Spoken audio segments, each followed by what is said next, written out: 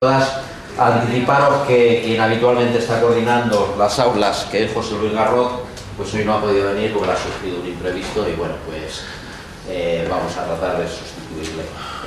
Sabéis que aparte de la de hoy, que está dedicada pues, a la huelga general de 1988, Sergio Gálvez, también lo voy a presentar a quien luego moderará el acto y se encargará propiamente de presentar a Sergio, que es Candela Chávez. Ahora os comentaré de ella, por recordaros que la siguiente será posteriormente el 23 de febrero, la violencia en la retaguardia durante la Guerra Civil, que vendrá Santiago Vega Sombría, historiador.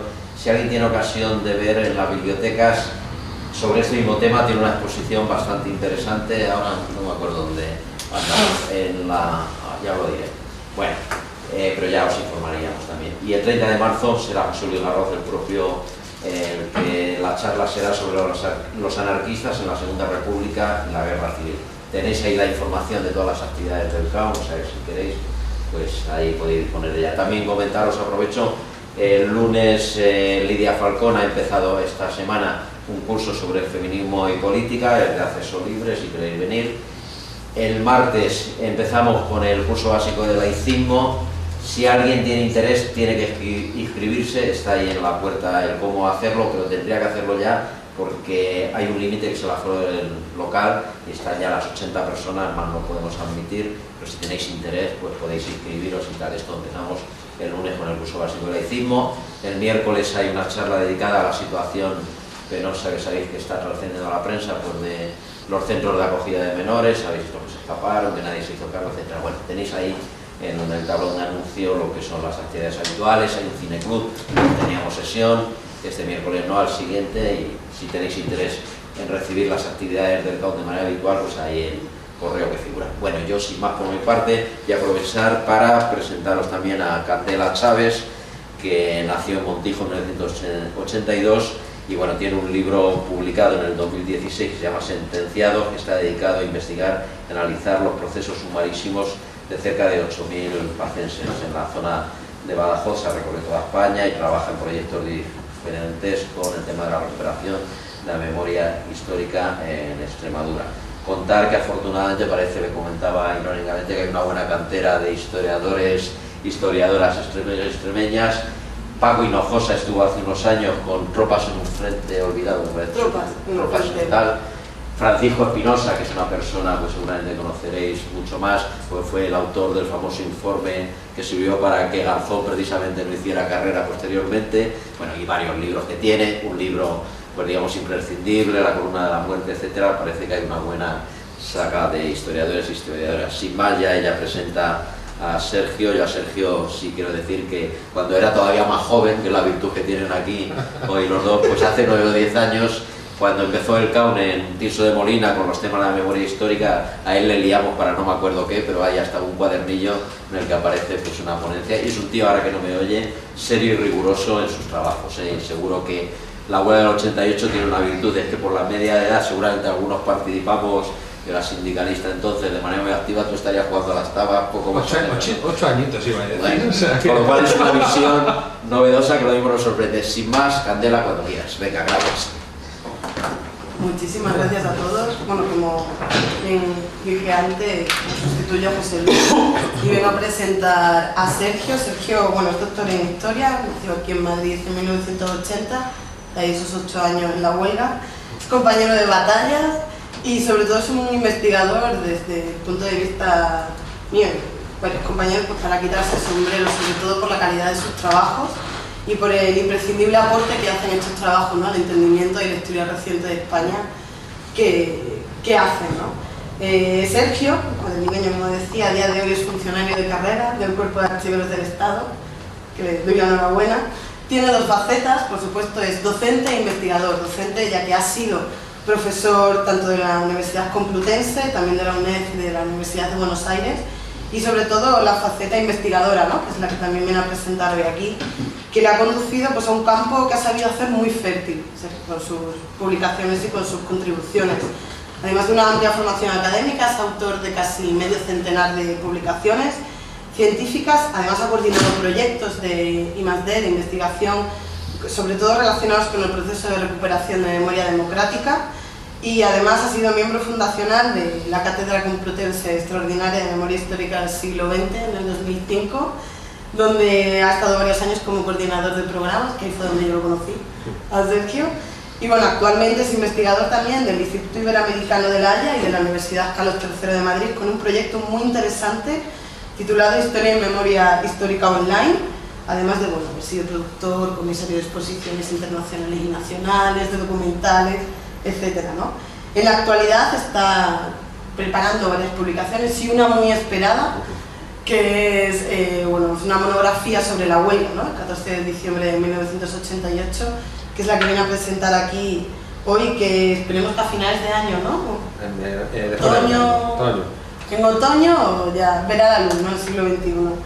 Y bueno, pues de esta huelga, ¿no? Nos va a hablar Sergio hoy, pues sobre lo que supuso en diversos ámbitos y sectores, tanto políticos, sociales, económicos del momento, en la movilización de todo un país, una de las huelgas generales con más impronta y sobre todo, bueno, pues lo que fueron sus antecedentes, su desarrollo, su éxito y también sus consecuencias inmediatas en ese momento y también a largo plazo.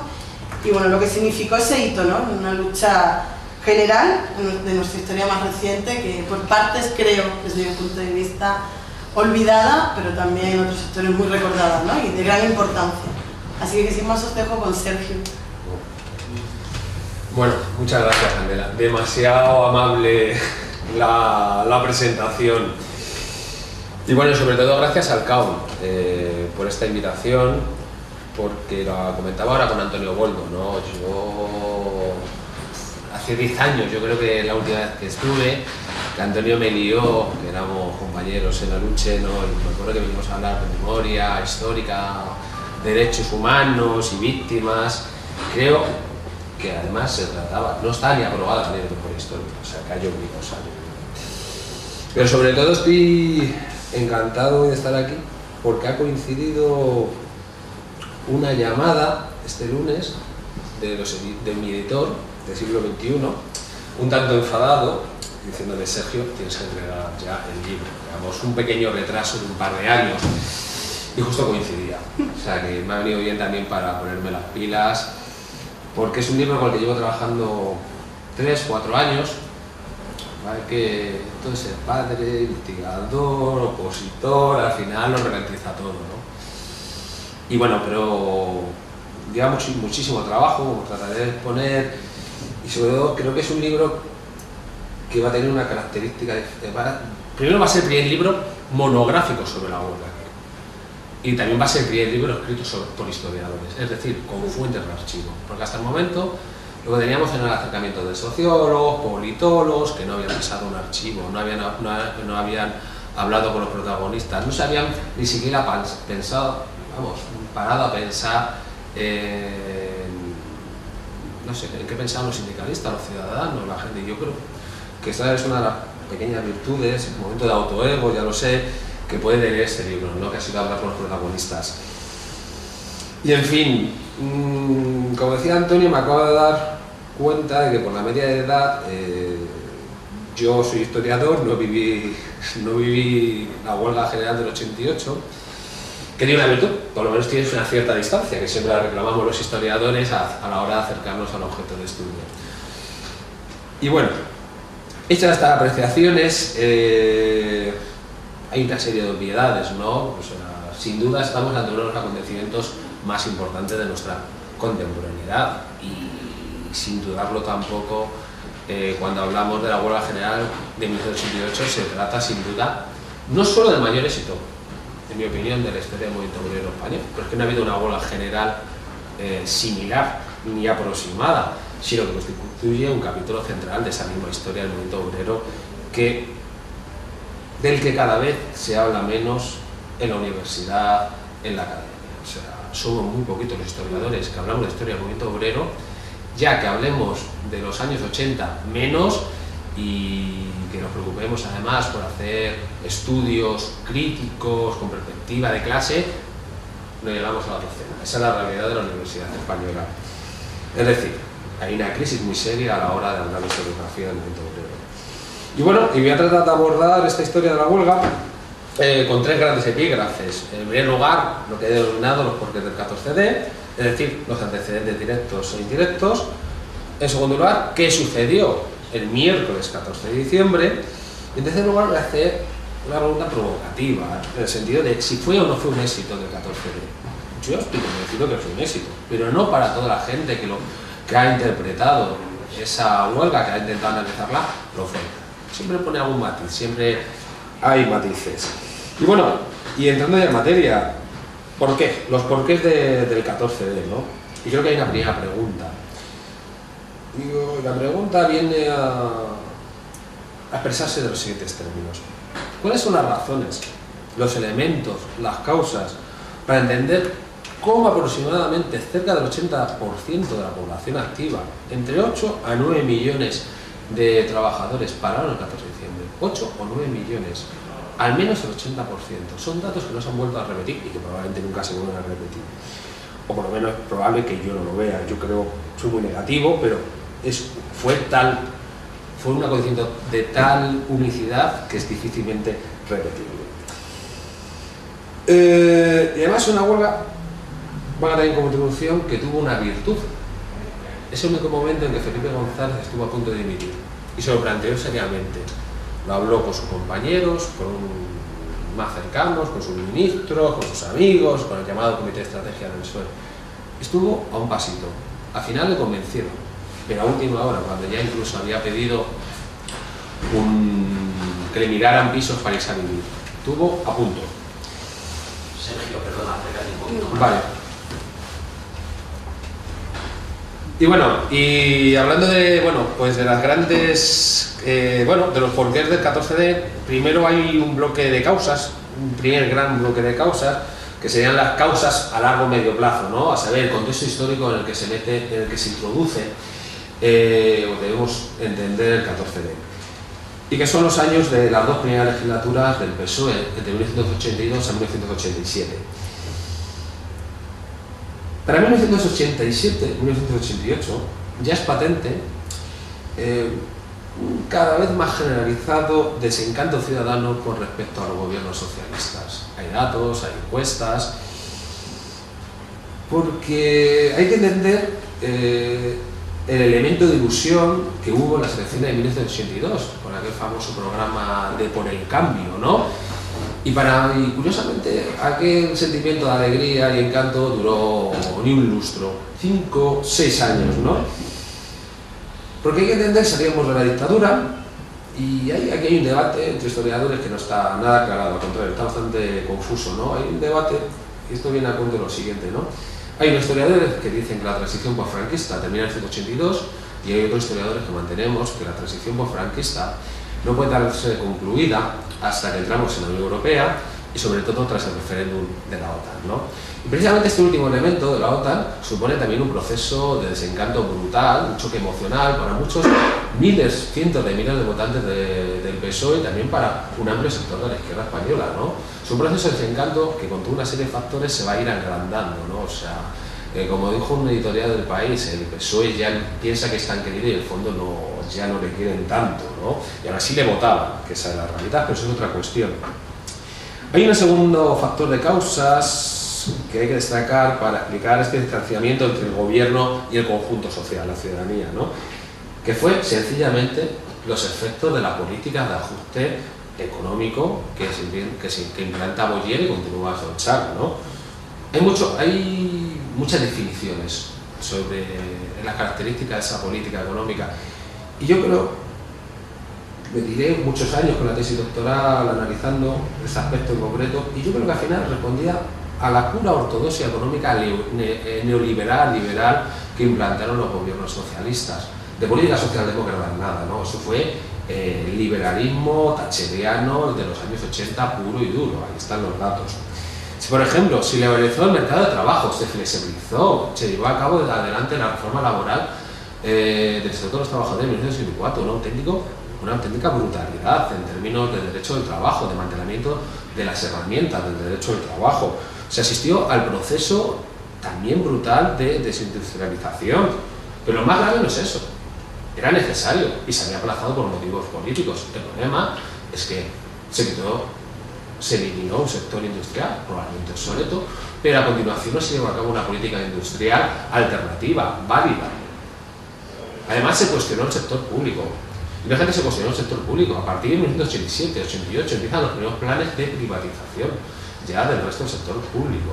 Son factores que hay que tener en cuenta como un factor elemental, ¿no?, para entender ese proceso de decanto, que es la ley de reforma de las pensiones de junio de 1985, que además conduce a la huelga general convocada por comisiones obreras un 20 de junio de 1985. Son elementos que van sumándose a ese proceso de desencanto. No obstante, si algo empezó a ser insultantemente cotidiano, fueron las formas y el estilo de gobernar de los socialistas. No, alejados ya de cualquier tipo de ética, el Ejecutivo se caracterizó por una actitud y un comportamiento arrogante, autoritario, prepotente, y donde el rodillo parlamentario en las Cortes fue la norma durante aquellas mayorías absolutas, que fueron 3 seguidas. Y en paralelo a todo lo anterior, empezaba a visualizarse también, en el 86, 87, y sobre todo a sentirlo en sus propias carnes los trabajadores, los costes sociales y humanos de esas mismas políticas neoliberales. Hay datos impresionantes del año 88. Desempleo estructural, precariedad, trabajo en negro, no adentrarnos en las tasas de accidentes laborales, incremento de la pobreza, 8 millones de pobres, pérdida de poder adquisitivo, casi 12 puntos de poder adquisitivo, y eran efectos directos de las políticas de ajuste que habían empezado los gobiernos socialistas y que recayeron en todo momento sobre la clase trabajadora de los sectores populares. ¿Y qué sucedía? Pues que mientras sucedía esto, en paralelo, se fomentó esa labor, una cultura de los nuevos ricos, eso que hablaban de la beautiful people o de la ayer, ¿no? O sea, ahí estaban los ministros socialistas rodeándose con la gente guapa, ¿no?, saliendo las revistas del corazón, y era un contraste, ¿no? Era un contraste que la gente empezó a percibir, empezó a cambiar ciertas percepciones sobre los gobiernos socialistas. En resumen, todo esto tiene una lectura, ¿no?, estos primeros 4 puntos, ¿no?, que fue cómo se asistió a una brutal como inédita distribución de la riqueza desde la renta del trabajo al capital. En términos marxistas no sale muy claro, sino que está demostrado con datos además oficiales. Hay un quinto elemento que también hay que tener en cuenta, y yo creo que ha sido obviado, ya no por los historiadores del movimiento obrero, sino por los historiadores, por pocos historiadores que se han atrevido a entrar en los años 80, que fue el ataque sistemático contra el movimiento obrero y sus organizaciones de clase y más combativo, que encabezaban en los años 80 las comisiones obreras de Marcelino Camacho. Pero es que fue el movimiento obrero.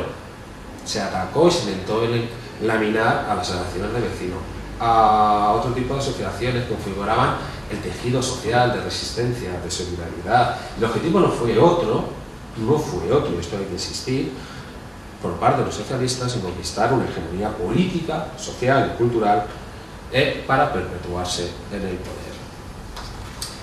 El segundo bloque de causas que están detrás de los porqués del 14D nos llevan a preguntarnos a lo siguiente: ¿qué pasó en 1988 que no hubiera sucedido previamente? Ni siquiera en 1984.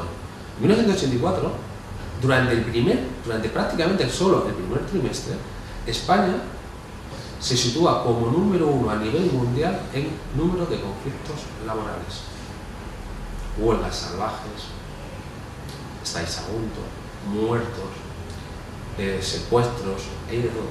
Es brutal. Y sobrevive el gobierno, ¿eh? Es una prueba muy dura, pero sobrevive. Sin embargo, hay un momento de duda que la comisión está a punto de convocar una huelga general y al final se da marcha atrás porque no se ve con la suficiente capacidad, además de ciertos problemas internos, ¿no? Pero volviendo a qué pasó en 1988, ¿por qué le hace único ese año? ¿Por qué está detrás del 14D? Bueno, vamos a destacar 5 poderosas razones. En primer lugar,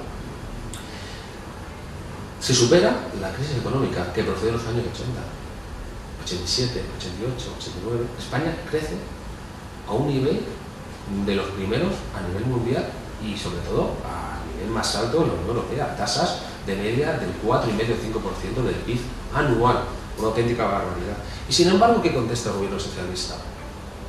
A través de sus tecnócratas, de Boyer, de Sochaga, bueno, Sochaga no, Boyer, porque ya no que salía de los 85, sino de Chaga y otros. Por ejemplo, de Borrell, que es secretario de Estado de Economía.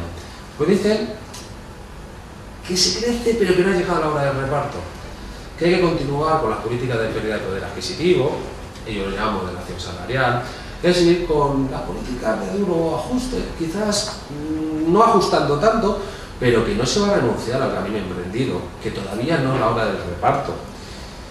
Y eso sigue, y se empieza a cabrear a la ciudadanía y a los trabajadores en concreto. Pero sobre todo, como les adelantaba, 1988 es el año cumbre de la cultura del pelotazo, de la exhibición desvergonzada de los nuevos ricos, de sus ganancias multimillonarias por parte de sectores bancarios especulativos, de declaraciones altisonantes de Solchaga y de la elección, como decía, de ministros y altos cargos socialistas, que hablaba de una sombraría, ¿no? De restaurantes de lujo, con coches de lujo, comprándose pianos a cargo de lujo, a cargo del Estado, con Alfonso Guerra montándose en un Mistere porque no llegaba a tiempo a una corrida de toros y estaba parado en la frontera portuguesa. Esos pequeños detalles que se iban filtrando día a día a la prensa y que iba alimentando un cabreo social y ciudadano más que evidente. Pero también se producen muy interesantes movimientos dentro del movimiento obrero, o al menos dentro de las dos organizaciones protagonistas sin duda del 14D, que son Comisiones Obreras y UGT, ¿no? En Comisiones, a finales de 1987 se produce el cuarto Congreso Confederal del sindicato, ¿no? Hay unas batallas brutales, ¿no? Entre el equipo de Camacho y el equipo de Julián Ariza. Y al final, bueno, sale una nueva dirección, encabezada por Antonio Gutiérrez, y Antonio Gutiérrez va a ser un factor importante a la hora de entender la creciente unidad de acción con Nicolás Redondo. Porque nunca hubo mucho feeling, ¿eh? Hubo respeto, pero mucho feeling entre Camacho y Redondo no hubo, ¿no? Y Camacho además, Gutiérrez además llega con otro talante, con otros planteamientos diferentes a los de Camacho, ¿no? La transición en comisiones es relativamente fácil, pero lo que sucede en la UGT es mucho más complicado. Porque ahí lo que se está cuestionando ya es un modelo centenario de relación partido-sindicato que empieza a quebrajarse. ¿De qué medida? UGT se siente instrumentalizada. Se siente instrumentalizada porque acuerda en el año 82 con el gobierno una serie de pactos que se van a materializar especialmente en 1984 a través del Acuerdo Económico-Social, y observa que ha sido colaboradora necesaria en las políticas de ajuste, en las políticas de flexibilización. Además la han engañado en otras negociaciones, porque el gobierno socialista diría: no vamos a tocar estas figuras contractuales o no vamos a hacer esto. Engañaban directamente, pero no podía romper porque estaba atada, no podía cuestionar el modelo de relaciones, porque ellos consideraban que primero estaba la lealtad al modelo, a ese modelo de relaciones partido-sindicato, pero sobre todo que se podía dañar electoralmente las expectativas laborales del PSOE. Bueno, eran sus razones en aquellos años, pero a partir de los 86, 87, como os decía, se produce la época de desengaño, ¿no? Ya no cuelan, ¿no?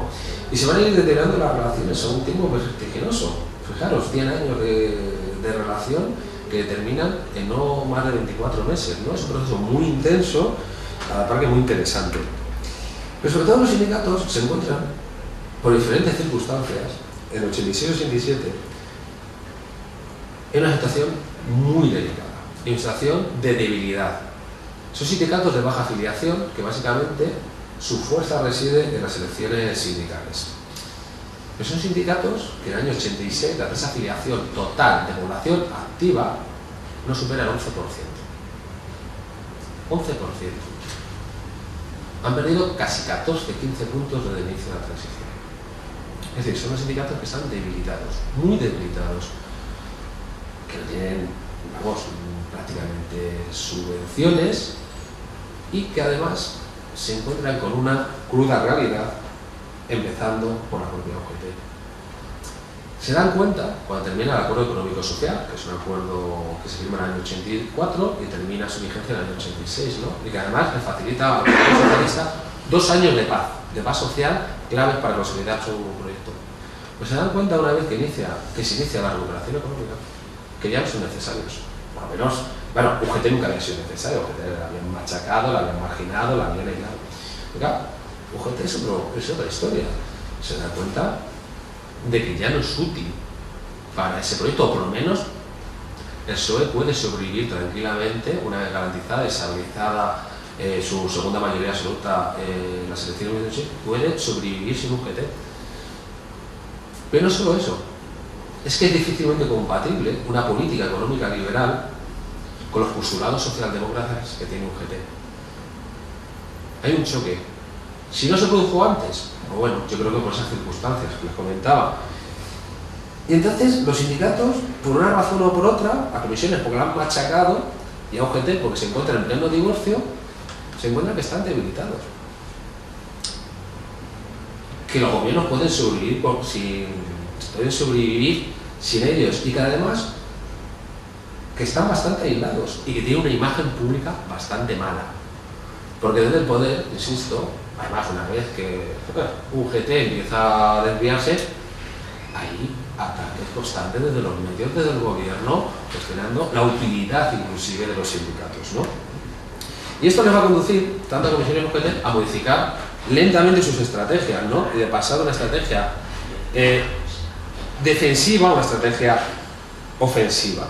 Pero sobre todo, van a empezar, fíjate, en el año 87, van a empezar a hablar, en serio. No es que los sindicatos, las direcciones sindicales no hablaran. Hablaban, se reunían, veían si podía hacer la manifestación conjunta para 1 de mayo, pero había unas broncas tremendas, la unidad de acción era imposible. Y es precisamente esa debilidad y con el cambio, con la situación de que ven que están yendo a por ellos, lo que empieza a propiciar más un acercamiento, ¿no?, que está detrás de esa creciente unidad de acción, ¿no? Y también se dan cuenta de algo fundamental. No puede ser siendo un sindicalismo de resistencia. Tiene que pasar, como decía, a la ofensiva.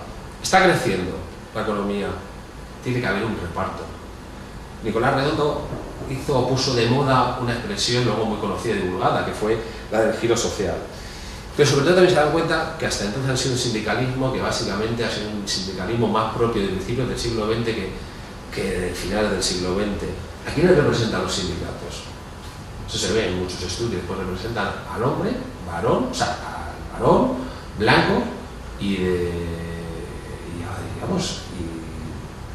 cuello azul, que se dice, es decir, al trabajador industrial por excelencia. Y eso es un problema, porque es que en cuestión ya no son de la debilidad, su propia supervivencia, se tienen que abrir a nuevos colectivos y lentamente empiezan a hablar de jóvenes, empiezan a hablar de desempleados, empiezan a hablar de jubilados y de mujeres, algo.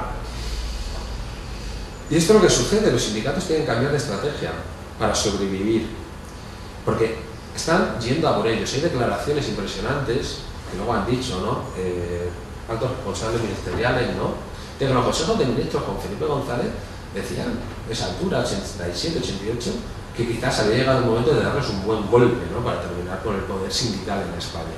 Eso está ahí, esos son, digamos, testimonios públicos. Pero sobre todo van a encontrar en esos primeros contactos de unidad de acción una cosa que les va a sorprender muchísimo a comisiones y a UGT. Es que uniéndose y yendo a una, pueden obtener no grandes victorias, pero sí pequeños pasos adelante, pequeños logros, no muy grandes. Y esto sucede con el proceso de negociación colectiva de 1987 y 1988. Esto suena un poco técnico, que lo sé, pero es que del año 83, que es realmente cuando empieza a gobernar el PSOE, hasta el año 86, los trabajadores habían perdido un poder adquisitivo tremendo, tremendo. ¿Y qué sucede en el proceso de negociación colectiva del 1987? Que consiguen parar, gracias a la unidad de acción, ese proceso de recorte de la capacidad adquisitiva de los trabajadores. Y eso es un pequeño logro que le va a ir cambiando el chip, ¿no? Le va a ir cambiando el chip y que también se lleva a constatar que esto de resistir y aguantar, mejor es más útil que estar siempre a la defensiva, ¿no? Y son pequeños cambios que además incrementan ante la chulería y prepotencia de Felipe González y sus ministros, ¿no?, que siempre tienen con los sindicatos. Y bueno, y entrando ya en las causas inmediatas de la convocatoria del 14D, aquí nos vemos un terreno muy complejo y bueno, sujeto a no pocas interpretaciones, con lo que me voy a limitar a destacar una serie de hechos claves. En 1987 y 1988 se constata una cosa: el modelo de concertación social está muy malito, está muy enfermo, se está muriendo y nadie quiere enterrarlo. Un modelo de concertación social que no solamente sirvió para el tiempo de la transición franquista, es importante recordarlo, para ayudar a la consolidación de la democracia del régimen del 78, sino que también ayudó a aislar, como os decía, al movimiento obrero más combativo, insisto, de la mano de comisiones obreras, y un modelo de concertación social que explica en buena medida las características que hoy día tiene el modelo capitalista instalado en España. Son muchas cuestiones muy complejas intercruzadas, pero lo que empieza a constatar es que ese modelo de concertación social, a esa altura de 86, 87, 88, se está muriendo y es muy difícil resucitarlo. En el año 88, en esta situación de crecimiento económico, de la Beautiful People, de cabreo ciudadano, de cambio de estrategia de los sindicatos, bueno, tras múltiples encuentros, tras múltiples fotografías, reuniones, conspiraciones, llamadas, Felipe González decide, más por una cuestión pública, mediática, estética, abrir una serie de mesas de concertación. Un último intento. Además, es un proceso de diálogo social, de concertación social diferente. Pues el primer modelo de concertación de la transición franquista, se reunían todos y hablaban de todos allí lo mismo, o sea, de todos los temas que hubiera. En este caso, se intenta modernizar, ¿no? Se intenta hacer un último intento de no enterrar. Entonces se hace un proceso de concertación social a nivel sectorial. Se abren 7 mesas, que es reforma del INE, sanidad, jubilaciones, prestaciones, etcétera, etcétera. ¿Y qué se encuentran los sindicatos? Que pese a las bellas palabras con las que se adorna esa apuesta del diálogo social, el gobierno socialista no solo no atiende las razones sindicales, por cierto, bastante moderadas y económicamente factibles, sino que las utiliza para llevar un contraataque neoliberal, con propuestas más regresivas que cuestionan los derechos de los trabajadores. Por ejemplo, sucede que en la mesa de la reforma del INE, el gobierno, a través del director general de empleo, Álvaro Espina, bueno, pues propone la gestión privada del INE y de ciertos recursos. O sea, utilizan esas mesas para avanzar en su agenda neoliberal. ¿Qué pasa? Que las mesas se cierran sin acuerdo y con un profundo cabreo de los sindicatos. O sea, se sienten engañados. O sea, diga, ¿qué está haciendo? O sea, abrimos una mesa de diálogo social con todo lo que está costando y encima ustedes la intentan utilizar para avanzar por ahí. Es un grave problema. Se van cerrando mesas y, sorpresa, en septiembre, de la noche a la mañana, el gobierno socialista, y esto ya sí constituye un antecedente muy directo de los porqués, de por qué se llega a la huelga general, pacta con el CECIF, sindicato de funcionarios, derechista, conservador, que viene del franquismo, un acuerdo de negociación salarial vergonzoso. Vergonzoso. A los 2 días de firmar ese acuerdo, a espaldas de los sindicatos, sucede el clásico milagro de Sochaga. Me he equivocado, no volverá a suceder, la previsión de inflación no va a ser del 3, sino va a ser del 5. No solo es que ya hubieran pactado a espaldas de los sindicatos, que engañan hasta al propio CSIC. 2 o 3 días después, el gobierno da otro paso, una vez que se conocen las tasas de inflación. Pacta con una asociación cultural, porque no era un sindicato, llamado la Unión Democrática de Pensionistas, un acuerdo para subir mínimamente las pensiones a los pensionistas, a espaldas de los sindicatos. Y además con una asociación cultural, que no es un sindicato. Y el mensaje que lanza el gobierno es muy claro. No necesitamos. Si queréis dialogar, venimos a dialogar y vais a tragar, vais a pasar por el aro. Pero nosotros la política económica no la vamos a modificar. Y además, que tengáis claro, podemos pactar con quien queramos. No estamos atados con nadie. Son mensajes, yo creo que muy, muy claros. Pero la gota que ya colmó el vaso de la paciencia sindical, por cierto, parece excesiva, fue el famoso Plan de Empleo Juvenil. Famoso Plan de Empleo Juvenil, que a ver cómo lo explico yo, porque yo tengo 3 capítulos en el libro, pero bueno, en 2 líneas. El Plan de Empleo Juvenil es una idea fabulosa, una feliz idea que se tienen los intelectuales socialistas en el 31 Congreso del PSOE, que se celebra en enero, donde dicen, oiga, tenemos que hacer algo por los jóvenes. Es que esto de los jóvenes está mal, ¿no? Esto de una tasa de desempleo juvenil del 50% queda mal.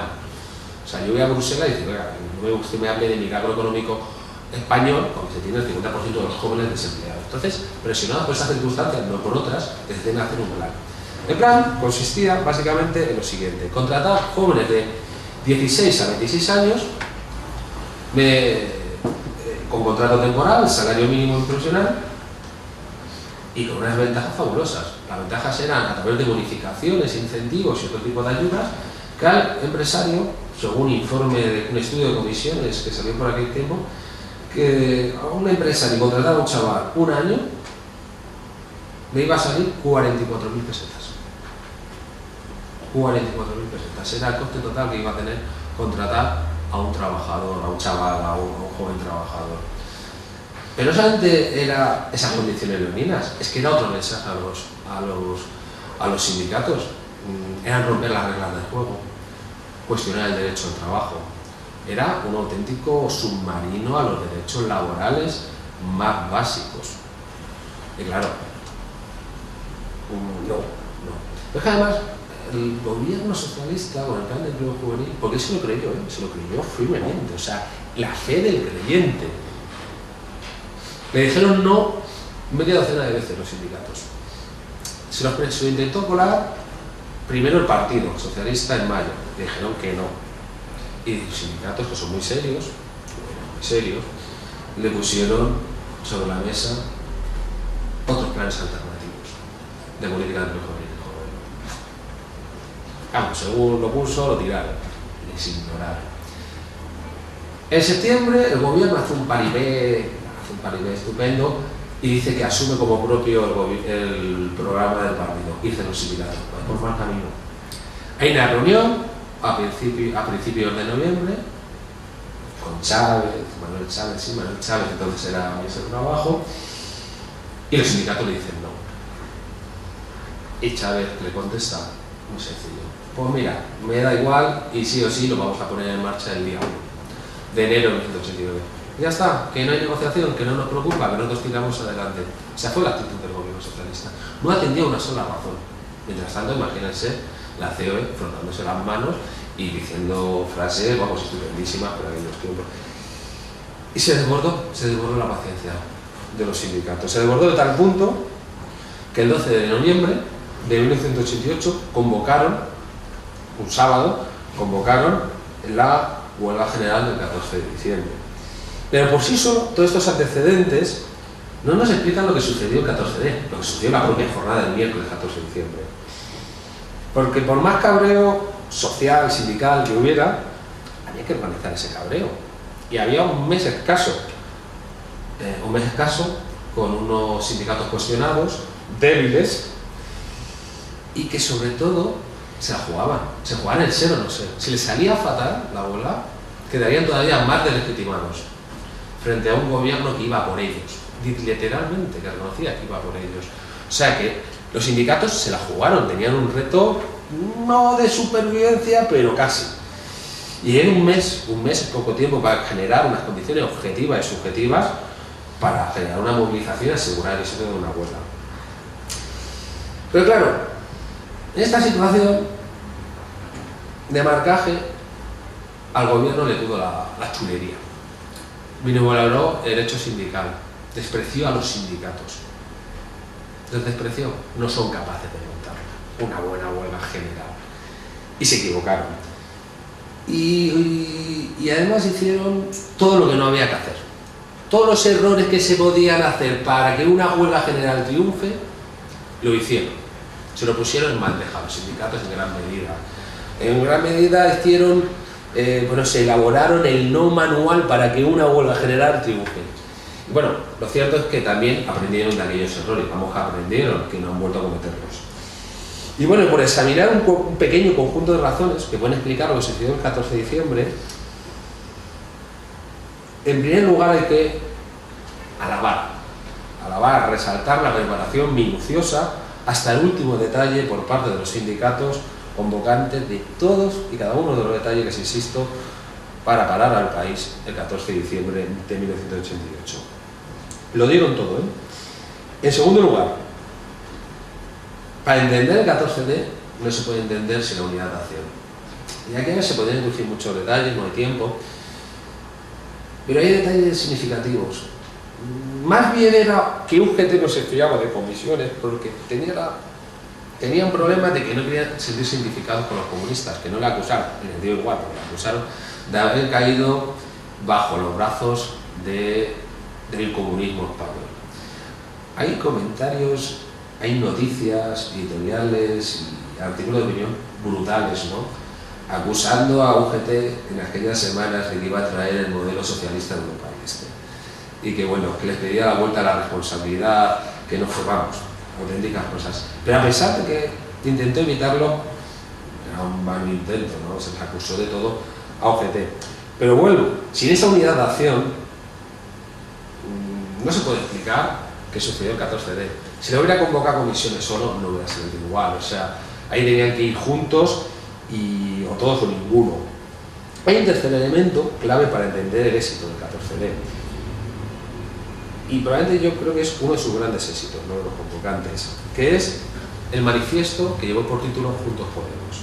Un llamamiento moderado, un llamamiento de carácter hiperclasista, un llamamiento a la solidaridad, con propuestas políticas, sociales, económicas, perfectamente asumibles, sin radicalismo. Y bueno, tuvo aquello una virtud esencial, que fue superar lo que hubiera podido ser un mero conflicto obrero y superarlo y sumar a la ciudadanía en general. Porque, como bien explicaban, no solo los trabajadores habían sido las víctimas de las políticas liberales de los gobiernos socialistas, sino la ciudadanía en general, y en eso estuvieron muy inteligentes. Y funcionó bastante bien.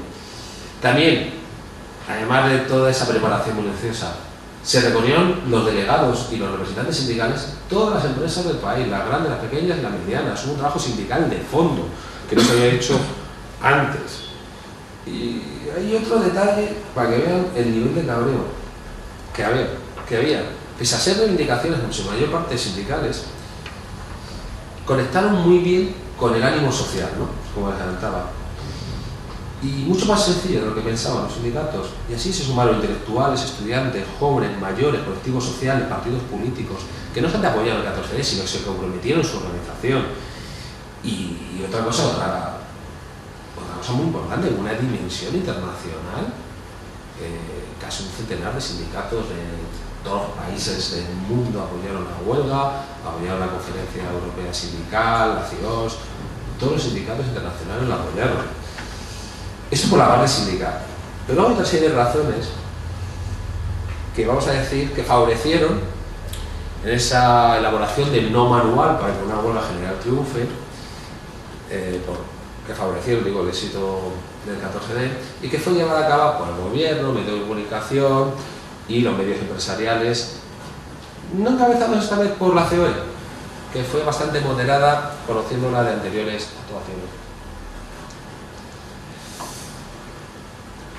El primer elemento de esa campaña, que no se debe hacer para que una huelga general triunfe, está de parte del gobierno y del partido. Aquello fue una mezcla de arrogancia, de cretinismo político, de chulería, que le va a costar muy caro. Y la dirigió José María Venegas. Sí que Venegas. Cada declaración que hacía era sumar apoyos al 14D. Se metió con todos, con los estudiantes, con todos, hasta con los futbolistas. Era tal la prepotencia que llegó a cuestionar el dinero que ganaban unos ídolos de aquel entonces, y creo que de ahora para mucha gente, como eran Butragueño y Nietzsche. Cabreó hasta los futbolistas, hizo parar hasta la huelga de fútbol, que el día 14 de diciembre no hubo huelga. O sea, tenía una capacidad estupenda de generar apoyos a los sindicatos, y luego los sindicatos con mucha ironía agradecieron los servicios prestados a Venegas, ¿no?, por su contribución. Y hubo amenazas, muchísimas amenazas, entre el día 12 de noviembre al 14. Y es que se asistió a un espectáculo esclarecedor. Una campaña de miedo apoyada como digo, por el partido gobierno, medios de comunicación y medios empresariales. Y que siguió en la misma tónica, despreciar la capacidad de los sindicatos. Decían, no hay ambiente, y sobre todo utilizaron manidos como ridículos argumentos que no eran más que pretextos. ¿Al final para qué? Para intentar presentar a los sindicatos como agentes que se movían por razones no sindicales. Quería cargarse al gobierno, querían amarrar la presidencia europea a Felipe González, pero lo importante era que no se hablara de las razones reales que habían conducido a comisiones y a UGT a convocar el 14D. Le salió también fatal. También hubo amenazas, coacciones a muchos de los que dijeron que iban a ir a la huelga. El caso más particular, además, no viene del sector privado en esta ocasión, viene del sector público y de la mano de un tal Joaquín Almunia, ministro de Administraciones Públicas, que junto con su secretario de Estado, Teófilo Serrano, mandó una circular a todos los gobernadores civiles para que hicieran listas negras, tal como suena, de todos aquellos funcionarios que pararan. Así, como os estoy contando. Además, con amenazas y represalias por escrito, las cosas por escrito. Si uno prudente no la debería poner a los funcionarios que pararan. Por descontado se cuestionó, es un clásico, los clásicos de la huelga, el derecho constitucional de huelga. Se dijo que era ilegal. Se dictaron los clásicos servicios mínimos abusivos. Y por si fuera poco, se intentó inclusive ilegalizar la manifestación prevista en Madrid para el día 17 de diciembre. Se demonizó al delegado sindical, a los piquetes informativos, se les llegó incluso a comparar con terroristas. Y recuerdo que ETA mataba, y mucho, en 1988. Y ya dentro de este festival antisindical que se montó, Corcuera, un antiguo dirigente de UGT y entonces ministro del Interior, organizó, en sus propias palabras, el mayor operativo policial que se había realizado en España hasta el momento. Sacó a toda la Guardia Civil y a todos y cada uno de las policías nacionales a la calle. Esa fue la realidad. La realidad fue que el Estado se puso en guardia y que no supo leer lo que pasaba. Estaban encantados de irse a sí mismos y no supieron percibir el cabreo que había. Ellos mismos alimentaron una huelga de la forma como no habría que hacer, que hicieron todo lo que no había que hacer, todos los errores. Y voy a ir concluyendo. ¿Qué sucedió el 14D? En lo básico, ¿qué es lo más curioso de esta historia? Que realmente no pasó nada. Paró la producción, el país paró. Como decía, un 80% de la población activa, 8 o 9 millones, de 11 millones de población activa, y es la única huelga general, la única que ha habido en este país, en donde ni gobierno ni empresarios entraron en guerra de cifras. Sabían que habían perdido. No tenía sentido alimentar una guerra de cifras cuando sabían que el paro había sido absoluto. En total, un éxito sindical sin precedentes y con 3 características: seguimiento masivo en grandes ciudades y cinturones industriales, una huelga, insisto, perfectamente planificada y diseñada de cara a paralizar los sectores productivos estratégicos, como con el transporte, y una impresionante ola de solidaridad ciudadana. Abrieron unos pequeños comercios. El campo español, siguió. Y y lo único que consiguieron mantener abierto, y gracias a una alta presencia policial, fue el Corte Inglés, los Corte Inglés de las diferentes capitales de provincia. Por lo demás, calles vacías, sin ruido. Hay 2 mitos, 2 imágenes, con esto voy a concluir, sobre la huelga del 14 de diciembre. El primero es que fue una huelga pacífica. Y el segundo, supongo que os acordaréis, el famoso apagón de Televisión Española. Bueno, fue una huelga pacífica. Como les decía, yo estoy terminando el libro y ayer por fin, después de varios meses de espera, pude acceder al archivo central del Ministerio del Interior y pude consultar los dosieres de prensa que habían elaborado desde el Interior y sobre todo los informes de los gobernadores civiles. Hubo 2 tandas de informes, uno se mandó a las 7 de la mañana y otro a las 6, 6 y cuarto al Ministerio del Interior en Madrid. Bueno, lo que yo haría allí de huelga pacífica, poca o nada. Poco o nada, o sea, hubo de todo. Hubo barricadas, saltos, conflictos en empresas brutales, detenidos, heridos, casi por lo menos entre 25 y 30 amenazas de bomba, batallas campales y sobre todo instrucciones muy claras a los cuerpos de seguridad para que actuaran a la mínima, que no permitieran nada.